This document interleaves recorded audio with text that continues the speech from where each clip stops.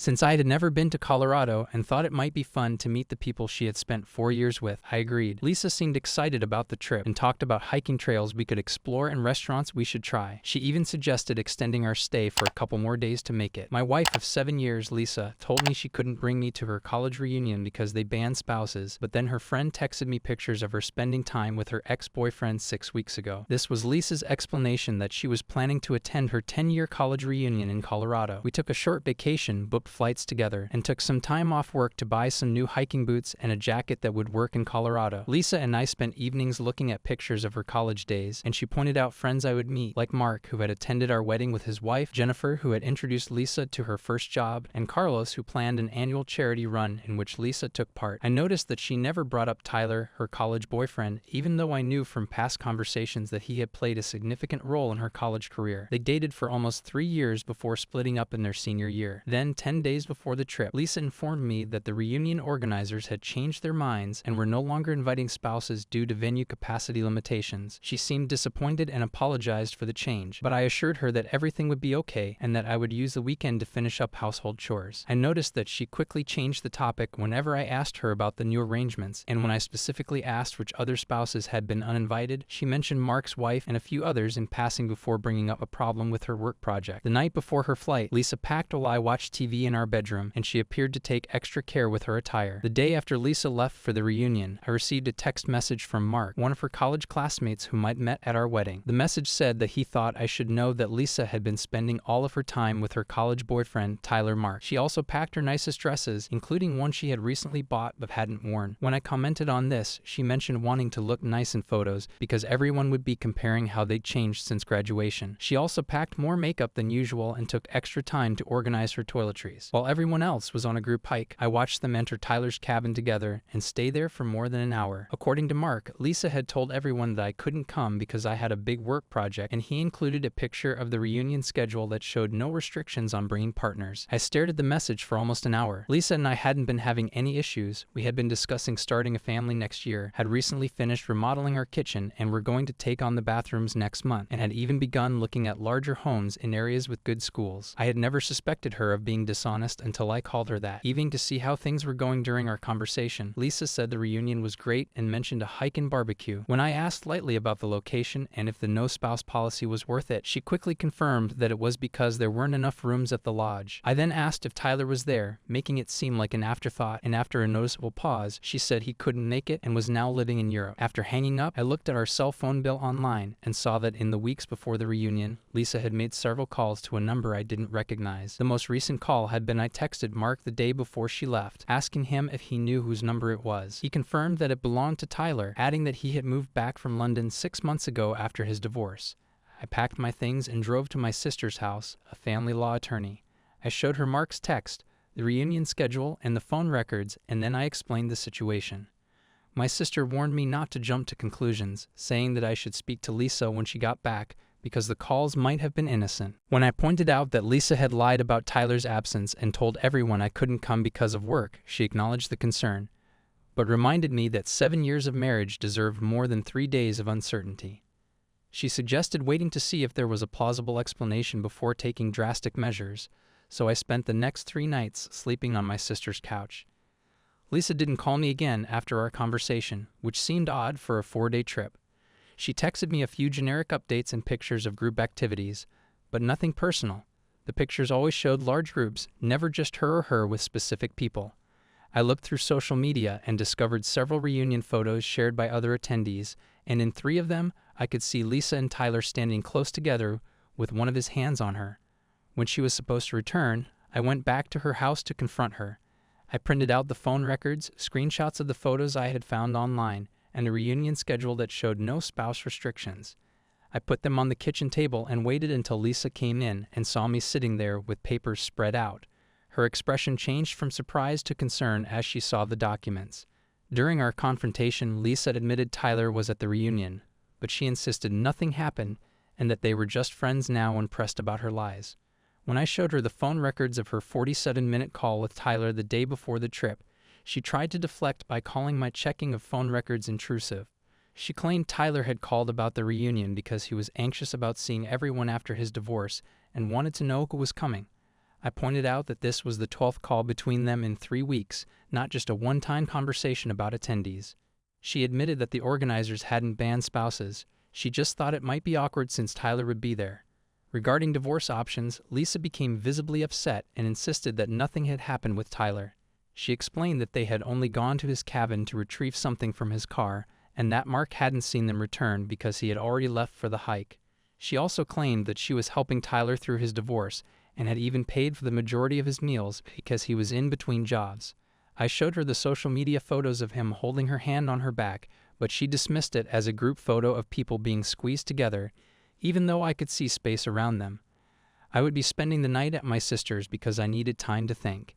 Lisa followed me as I packed, her voice getting more and more desperate as she insisted that I was overreacting to nothing and that I was prepared to throw away 7 years of marriage over innocuous texts and pictures. She also brought up our plans for children in the house we were considering buying. As I packed my bag, she blocked the bedroom doorway and begged me to stay and talk things out. I just waited until she moved aside and then left without answering these accusations. Lisa called 27 times that night and left 14 voicemails, each one more emotional than the last, but I didn't listen to the majority of them. Over the coming days, she texted me nonstop, alternating between apologetic explanations and accusations that I was being unreasonable. My sister agreed to halt any legal proceedings while I considered my options, and I'm at a loss for what to do. My friends are divided, with half saying that I should at least listen to her completely and that marriages have survived worse, and the other half saying that lying alone reveals who she is. I can't eat. Did anyone else find their spouse lying about something like this? I never imagined I'd be in this situation and honestly don't even recognize my life right now. Update 1. Thank you to everyone who left a comment on my initial post. I read every single one, even though I was unable to reply to them all. The community's support has been invaluable during the most trying weeks of my life, and many of you shared SAR experiences that made me feel less alone in all of this. For those who are looking for an update, it has been 2 weeks since I learned about Lisa's lies, and after speaking with my sister and carefully weighing my options, I've decided to proceed with the divorce. I contacted Mark again to get additional information, and he agreed to meet me close to his workplace. Mark showed me additional reunion photos from the reunion and explained how he verified that Lisa and Tyler spent the majority of the reunion together, frequently separating from the main group to share private jokes and sitting together at every meal. He also showed me a group photo from the first night's dinner, where assigned seating had been arranged alphabetically, but Lisa had switched her name card to sit next to Tyler instead of in her assigned seat. Mark explained that he hadn't wanted to get involved, but when he saw them disappear during the hike, it seemed wrong, and his wife had noticed too, so she urged him to tell me. When I asked Mark why he didn't show up for the post-hike lunch, he gave me a timeline that contradicted Lisa's story about the cabin incident. The hike was supposed to last 90 minutes through a nearby national park trail. Lisa and Tyler went missing about 15 minutes into the hike, saying they forgot something at the cabins and would catch up. They reappeared about 30 minutes after everyone had finished eating, making their absence much longer than the few minutes Lisa had claimed. Tyler had made a joke about getting lost on the trail, which had caused discomfort for several people. I met Lisa at a coffee shop to inform her of my decision. She arrived 20 minutes early and had already ordered my usual drink. She brought a folder containing photos from the reunion, pointing out group photos with many people, including Tyler, to prove nothing inappropriate happened. Mark explained that he and his wife had experienced infidelity in their relationship years earlier and they would work it out, but only because the truth came out immediately. He felt that secrets destroyed marriages faster than mistakes and felt I should know what was going on. Claimed that they were alone together and that she had printed emails from the reunion organizer about logistics. But none of them mentioned any restrictions on spouses. She asked why I would discard 7 years of marriage based on Mark's claims that he had always been envious of her friendships and even brought up his actions at our wedding. I clarified that this wasn't just about Mark's story, but also about the lies she told to make sure I wouldn't be there while her ex was there. Lisa admitted that she made a mistake and handled the situation, but continued to deny anything that had happened with Tyler, suggesting marriage counseling and even mentioning that she had already set up a preliminary appointment for the next week. When I refused, she became visibly frustrated and began looking through her folder of evidence to make sure nothing inappropriate had happened. She suggested that I speak with 2 people I had never met at the reunion who might be able to provide a different version of events. The following day, I started looking for apartments, found one close to my place of employment, and signed a 6-month lease. I paid the security deposit and the first month's rent from my account rather than our joint account when I informed Lisa that I would be moving. When she called her parents, they came over that evening and attempted to mediate the situation. Her father emphasized that all marriages have difficult times, and her mother was crying and begging that we try counseling before making final decisions. Her father brought up his own past mistakes, which her mother had forgiven, implying that the situation was similar. I moved the majority of my personal belongings to the small apartment the next weekend, and 2 friends helped me move them. While Lisa was at her parents' house, I left a note identifying the furniture I had taken and the things I would return. Later, Lisa started telling her friends her version of events, portraying Mark as when I didn't reply. She sent me an email with links to marriage counselors in our area, saying she had looked into their credentials and found one who specialized in rebuilding trust. I didn't open the links, but she claims I misunderstood innocent interactions and overreacted before she had a chance to explain. Does it ever get easier, Reddit? I am completely lost right now. It's been a month since my last update, and the divorce is proceeding. Lisa initially contested it. Lisa filed a lengthy response to the divorce petition, stating that the marriage could be saved and that claiming irreconcilable differences wasn't a valid reason given the circumstances. My sister clarified that this was just a delay tactic because our state recognizes no-fault divorce regardless of the objection. Lisa has been alternating between apologetic messages and angry accusations. She has twice shown up at my apartment, once with flowers and once with divorce papers covered in handwritten notes contesting various terms. On the second visit, she refused to leave until I spoke with her, which resulted in an uncomfortable standoff in my building's hallway. My neighbor finally stepped in and let me return. My building manager has been told not to allow her to enter anymore. Lisa also tried to persuade my sister to stop representing me by sending her emails saying that I was acting irrationally and didn't want the divorce. My sister forwarded these emails to me without comment. Lisa then attempted to contact our mutual friends to get them to change their minds. After hearing Lisa's version of events, I ran into Tyler's friend Janie last week, who also knew my wife from the grocery store where we met at our wedding and recognized me when we spoke. I brought up the subject of Lisa and Tyler at the reunion, and he seemed perplexed and revealed that Tyler had told him that Lisa had been all over him all weekend.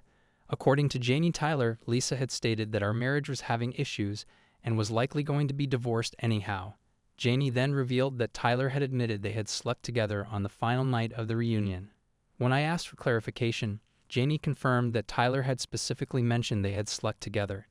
He apologized for being the one to tell me this information but felt I should be aware of the facts. According to Jimmy, Tyler had expressed feeling conflicted about the situation because he knew me from the wedding, but Lisa had been very insistent and had told him that our marriage was practically over already. According to Jimmy, Tyler had shown him explicit romantic text messages from Lisa sent during the reunion. I thanked Jamie for the information and stopped shopping after getting back to my car. I called my sister to share what I had learned, and she advised me not to confront Lisa about it, but that it could be helpful during the divorce proceedings. She pointed out that if Lisa was contesting the divorce, evidence of adultery could change our approach. Lisa showed up at my apartment without warning after a neighbor let her into the building. She brought dinner from my favorite restaurant and asked to talk for almost an hour. She reiterated her earlier explanations that she was just helping a friend and that nothing happened.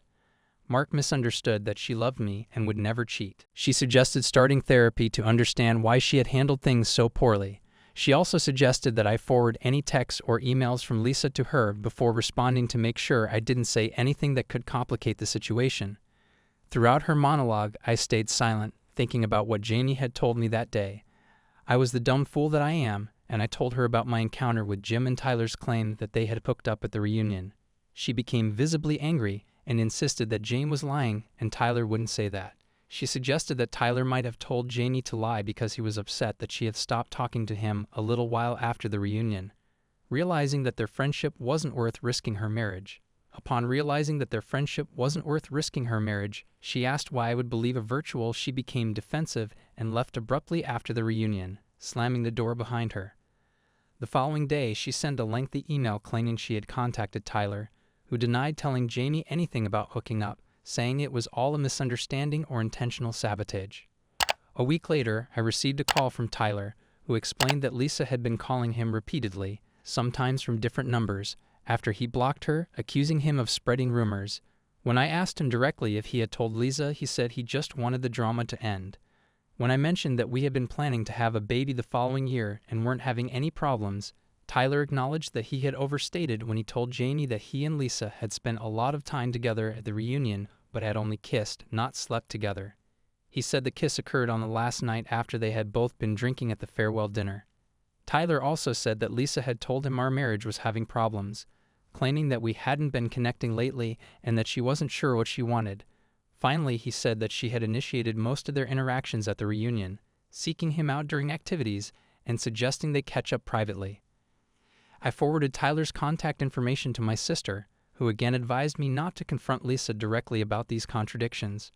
I didn't reply to her email defending herself, and 2 days later, she unexpectedly accepted the divorce terms my lawyer had proposed, including our agreed division of assets.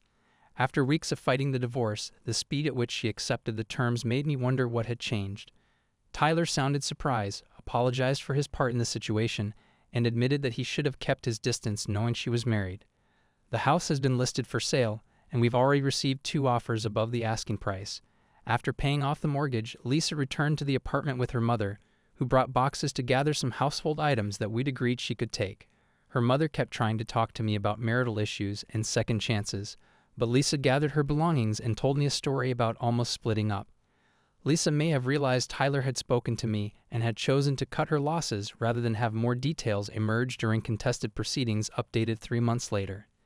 Due to her husband's long work hours and her unfounded suspicions of an affair, she expressed her happiness that they had resolved their differences rather than splitting up. I assisted her in carrying boxes to their car, but she avoided talking to me. As they were ready to leave, Lisa asked to speak with me alone while her mother waited in the car. Her mother seemed hesitant to leave us, looking back multiple times as she walked to the car. Once alone, Lisa's demeanor changed. She looked more solemn than in previous encounters, and she confessed to lying about why. She claimed she stopped it from going further and immediately regretted the kiss after the farewell dinner when they had both been drinking. She didn't understand why Tyler would tell Jamie they had hooked up, suggesting perhaps in his mind a kiss counted as hooking up or he was exaggerating to save face. She also admitted deleting text messages between her and Tyler before the reunion, admitting their conversations had occasionally ventured into reminiscing about their past relationship, which she knew would hurt. I couldn't attend the reunion despite spending a significant amount of time with Tyler there. When I asked why she was telling me this, Lisa explained that since the divorce was going to happen anyhow, she wanted me to know the truth. She acknowledged making several poor decisions and facing the consequences, but she insisted she wasn't unfaithful to that extent. She also denied having doubts about our marriage before the reunion, which contradicted what Tyler had told me, and she claimed the cab incident had been innocent.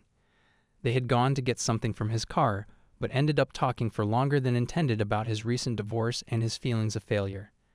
Children, she gave me an envelope with concert tickets for a band we both liked. She said she had bought them before the reunion as a surprise for our upcoming anniversary, but she didn't think I would use them with her.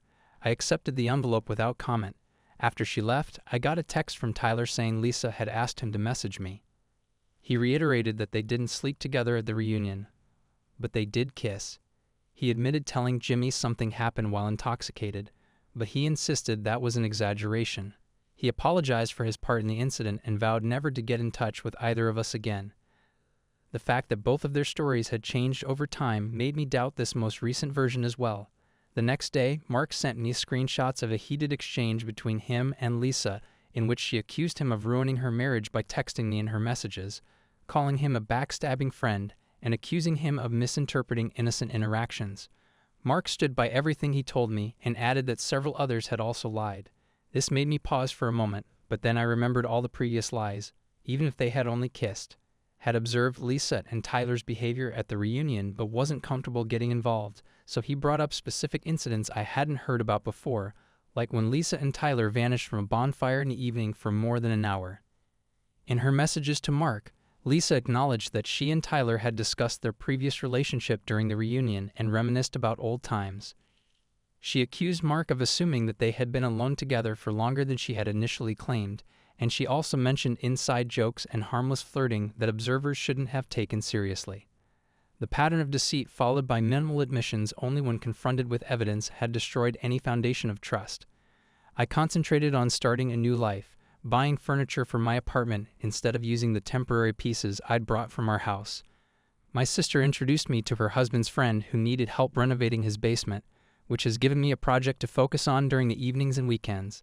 Lisa has stopped reaching out as frequently, according to mutual friends, and she's been telling people the divorce was finalized last week. I expected to receive the final papers without any drama, but that's not what happened. 2 days before our divorce was to become official, I received an email from Lisa with the whole truth in the subject line. I nearly deleted it without reading it, but my curiosity overcame me. Some people believe that I made a mistake, but others don't. Because of this, I've stopped trying to correct the record or defend my decision. Those who know me understand, and those who don't aren't relevant to my future. Lisa finally told me in the email that she and Tyler had slept together during the reunion, not just once but twice. She said she had been fighting the divorce so hard at first because she couldn't face telling the truth, even to herself. According to her email, Tyler had contacted her a month before the reunion, and they had been in regular contact when she found out he was going. She purposefully made up the story about spouses not being welcome and provided me the information I didn't know before, such as the fact that their first night together had been planned ahead of time and wasn't a last-minute decision under the influence of alcohol, as she had previously suggested. Their second encounter happened after the farewell dinner when most people were preoccupied with group activities. She apologized for everything, especially how she had tried to make me appear unreasonable to our friends for wanting a divorce. She acknowledged manipulating the situation by only admitting parts of the truth when faced with evidence, and she concluded by saying she wasn't asking for forgiveness, just wanting to stop living with the lies. I forwarded the email to my sister without comment, and she called me right away to see how I was doing. I confirmed I was fine after having suspicions. The day after the divorce was finalized, Lisa's sister called me to apologize for how her family had treated me during the process. She explained that Lisa had finally told their parents everything, and they were mortified about it. All along, when she asked if I wanted to use this admission in the divorce proceedings, I declined, saying the terms were as fair as they were, and I just wanted it completed. The paperwork was filed in my records, but I saw no benefit in using it to punish Lisa further. I didn't respond to Lisa's email because I had nothing more. 2 days later, I received another email from Lisa asking to meet one last time to return some of my personal belongings she had found while packing up the house, which we had decided to sell as part of the divorce settlement. I agreed to meet Lisa, who arrived 10 minutes late, and handed me a small box containing an old watch that had belonged to my grandfather some time ago.